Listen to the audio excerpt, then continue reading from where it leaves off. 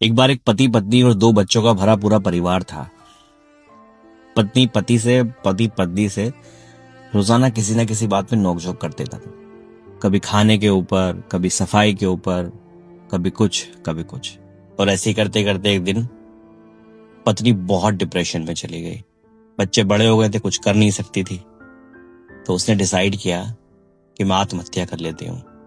और एक रात जब वो सोई तो सुबह उठी नहीं, और मरने से पहले उसने अपने पति के लिए एक लेटर लिखा था। खैर, जब सुबह हुई तो पति ने अपनी पत्नी को उठाया, देखा तो पूरा शरीर ठंडा पड़ा था। पति कांप गया, लेकिन तब तक तो बहुत देर हो चुकी थी। खैर, अंतिम संस्कार की बारी आई और दोनों बच्चे बिलक बिलक के अपनी मम्मी के लिए रो रहे थे। हिंदू धर्म में एक संस्कार होता है कि जब पत्नी की लाश घर से उठती है तो पति उसकी मांग भरता है। उधर पति उसकी मांग भर रहा है, चारों तरफ चीख पुकार मचा हुआ है, बच्चे बिलक बिलक के रो रहे हैं, मम्मी के पैर पकड़ पकड़ के रो रहे हैं, मम्मी का हाथ पकड़ पकड़ के रो रहे हैं। और पति को उसका वो लेटर याद आ रहा है जिसमें लिखा था कि सुनो, मैं तुम्हें बहुत बुरी लगती हूँ ना, अब मैं तुम्हें छोड़ के जा रही हूँ। मुझसे जितनी भी गलती हो गई हूँ मुझे माफ कर देना। और सुनो, छोटा वाला बेटा रात को दूध पी के सोता है, उसे दूध जरूर पिला देना।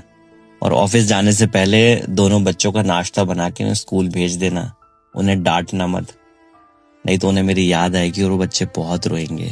तुम्हारी बीपी और शुगर की दवाई अलमारी के नीचे कोने में रखी है, वो टाइम से लेते रहना। और बड़ा बेटा खाने में मिर्च कम खाता है तो मिर्च कम डालना।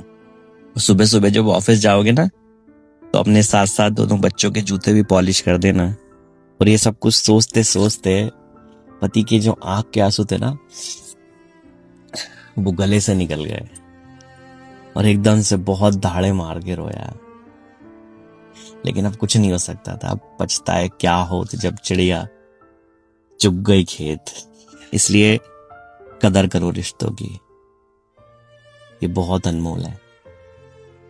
पता नहीं दोबारा मिले ना मिले।